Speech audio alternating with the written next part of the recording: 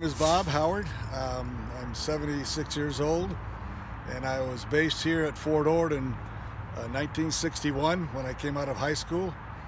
And these buildings right here is just all the homes, if you will, for all the Army personnel.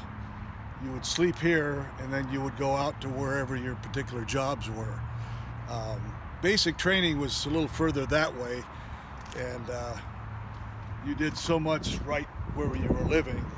But these in here were for the guys that were stationed here and had different assignments. My particular assignment when I got stationed here was out at the air base.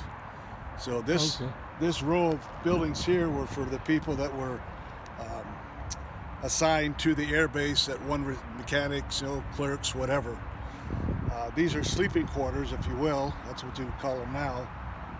I got here in 1963, March, and I lived here for 11 months before I was sent back to Korea. Like I said, this was just purely living quarters. That building there, if you can see it very well in the shadows, that was what we would call our day room. That's where you could play pool, watch TV, whatever. And then the mess hall, which was where we ate, was the next building going that way from this building right here. I specifically remember it because I came from Long Beach, California, and I went home for Easter weekend, and when I came back, as we pulled into this parking lot right here, half this building was burnt. You could tell because they'd had a fire. Oh, okay. So memory kind of leaves you sometimes. I don't remember exactly where I put my head down every night until they got everything fixed so we could go move back in here. But I'm surprised these buildings are still here today, because 63, what is that, 56 years ago? A lot of memories here. We would form right here on this street every morning that was just a routine in the Army. You would get up, you'd have eaten a mess hall at 5:30 in the morning, and then you would report back here, and then they'd have a formation, and you would be given all the information for that particular day. And I did it as a lark, because in those days, if you've served outside of the United States, the East, Far East, Japan, Korea, all those places, was 13 months. If you went to Europe, it was 30 months. So if you go to the Far East, after 13 months, you would go somewhere else. I happened to come back here to Fort Ord. So I had my basic training here, which barracks were way over that way. And then my second year in the Army was spent here. And then my third year, I went back to Korea. And it was, in those days, that's almost unheard of. So we were in formation here one morning, and they called me out of formation and told me I was going back to Korea. And you never know. I mean, it happens to come up like that. And fortunately, they sent me back to the exact same camp I was in Korea. So I really enjoyed my second time to Korea. But I was 20 years old when I was living here. So if you look at your own lives at 20 years old, what were you doing? This is what I was doing, living in these barracks. And it was just part of the Army life.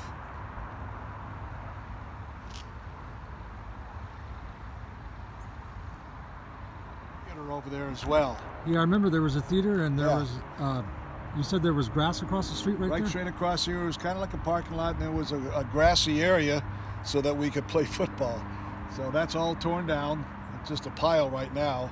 Yeah. So when I come here and I see that, that's where I remember, playing pickup football with the guys, living right across the street, eating in the barracks right here.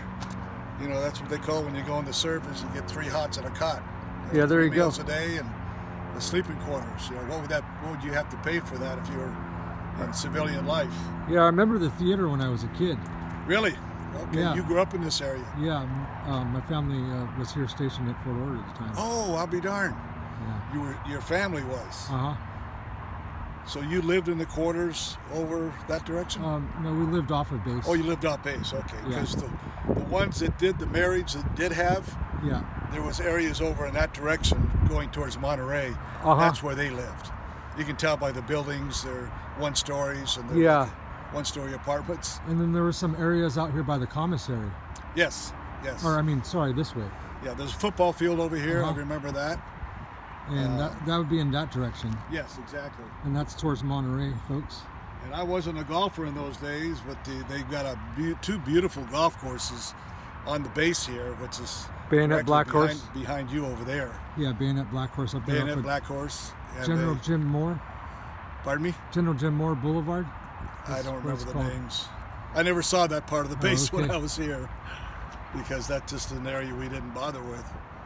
So, But, what do you think they should tear these out or leave them? What would you recommend? I mean, what would you think? it all depends on what do? they're going to do with the land. I mean, I can totally see why they've done nothing with it yet, because when they get ready to do whatever they're going to do here, I think it'd be pretty simple. Just they're going to tear all this out. If they're going to have residential there, they're going to have business, commercial. I don't know. $1 million homes on the bay is what they want to do.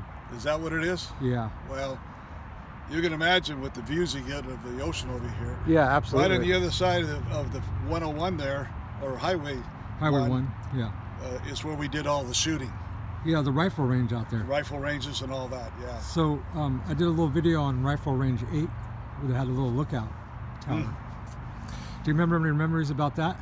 I remember the shooting, because if you shot well enough, you got a free pass on the weekend to get out of here and go somewhere. Oh, really? I remember that. Oh, okay. And That's then cool. during basic training, I remember it was over in that direction again behind you, where for the night shooting, you had a low crawl with a rifle in your hand. Oh, yeah. And there was barbed wire just above your body. Yeah, that's up there by the hospital. Right. And they kept warning us, don't let your butt get too high, because they had live rounds going, shooting over it. And one of our guys got one right in the butt. He got a round right through his butt. Wow, that's kind of scary. He got his butt too far in the air. It was live rounds, yeah, definitely live rounds. And they weren't playing around. They're like, this is going to be the real deal if you're going into war. And then the grenade throws was again on the other side of the Highway 1. Yeah, I remember as a kid hearing all kinds of fire going on at night, during the day. You throw live grenades, and that was kind of an antsy, because again, guys are, the first time they have a live grenade in their hand, and if they slip up, it was a concrete half, like a horseshoe area, and you'd be in there with an instructor, and when they told you to do it, you'd pull the pin and then you'd throw it. And some guys wouldn't get it all the way over, and it bounced back right. I mean, it was. Did you see any? I never saw any problems. Any problems, or? But I heard about it. There was a few. Yeah. That did happen in the time. Yeah. Well, I mean. Yeah, I mean that just comes with it. They still have. You have time enough to get around the corner. Oh, so the blast doesn't hit you. Oh, okay. But that's a pretty, 18, 19-year-old kids. That's a pretty realization. So they made a book called on historical Fort Ord. Hysterical? Yeah, historical. Historical Fort Ord? Yeah, the memories. And it's they had this ad that says, bring your kids here. And they used to come on a train. Yeah, because a train, just on the other side of these buildings. There's warehouses. Well, that's where the train came in. And the warehouses all the way down the row. And then if you go north on 1 now, you see the new buildings for the shopping area. Yeah. Okay. Those were all barracks. And the tracks went all the way around. The train landed right there. I came on train from L.A. to come here. We got here like at 4 o'clock in the morning, and you get off the train, and if you're right away, they're just getting on your butt and screaming and yelling at you. And you had to go through these lines to get all your shorts, your T-shirts, your pants and shirts, and all of that. And then you go to your barracks, and that was our initiation to the Army. And after you've done all of that, it takes a whole day. So you get back to the barracks, and you're just really worn out. And then some sergeant will walk in and says, okay, as a gift to you guys, we're going to give you a GI party. Who wants to come? Well, everybody raises their hand. A GI party means government issue. And it's where you get the toothbrushes on your hands and knees, and you literally clean the floors and the bathroom. That's a GI party. And that's where you learn never volunteer. Yeah, I see. Never volunteer. Same thing goes in jail. Sure thing, absolutely. Yeah, they said, hey, you guys want to go to a party? Yep. We're having a party night. And everybody's like, yeah, me. And they're like, okay, In fact, you guys are cleaning all the bunks. I spent 18 years in law enforcement when I came out of the Army, Yeah. and going through their academy, having been through the Army basic training, it helped me a great deal because Awesome. there were several times I'm thinking, what am I doing here with all this, yelling and screaming and all that. Oh, that's awesome. Thanks for your services. Certainly, if there's nothing else, I'm going to hit the road with my life. Anyways, Tony Lewis here. This is Bob Howard. Bob Howard, and really nice to meet you. Very nice to meet you, Yeah. Tony. I appreciate being able to share some of this. I'm glad that we ran into Bob Howard today and giving a little memory back in Fort Ord. And That was 1961 through 64, okay, just to give a perspective. 1961 to 64. I was in this building in 1963, so 56 years ago. Wow. Well, it's an amazing story. I love this Fort Ord, and Well, just getting to know it. that's how life is. Things happen that are totally unexpected. There's a reason, that things happen. Yeah. There's never an accident. That's always been my philosophy. It's not an accident. It just happened. Things are meant to be. Yeah. That's That how I doesn't look mean at everything's things. good. Doesn't mean everything's bad. It just means things are meant to be. Now, I learned something about this parking lot. I never realized. I thought this was just all parking for whoever's in that building. Yeah, so it's a safe program for. So here, what was this parking lot before? I honestly don't You remember. don't remember? I don't think there was anything here. Was there even a building here, you think? I take it back. There may have been barracks here, because if you come down that road right there, Right. you see the barracks. Uh-huh. I think they continued all the way down to here. That's what I was thinking too. Because unless you drove around, which most of us never did, we walked everywhere. I honestly don't remember because we had Okay. nothing to do with that area. Probably was barracks, I believe so. I remember we would walk that way to the next little road, and all the way at the end there was a little chapel. That's where we would go to church on Sundays. There was a bunch of rows of ones they tore out there. Yeah.